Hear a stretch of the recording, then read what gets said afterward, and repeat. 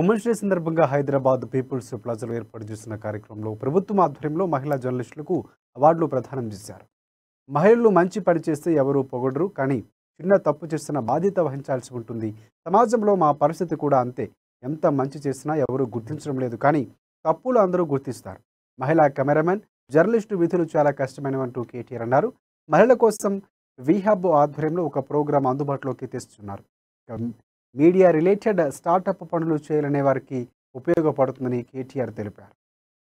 Started conduct చేస్తారు. దానిలో భాగంగా వివిధ మీ సీనియర్ జర్నలిస్టులు, మెంటర్స్, అదే విధంగా if you actually want to start doing more and more ఆంటర్ప్రెన్యూరియల్ work with in the gamete of journalism, ఇవన్నీ చేసేదానికి VHub is launching this program. I compliment Deepthi, I compliment the VHub team on coming out with this very novel idea. I think it's one of its kind in the country, and I hope and wish all of you all success.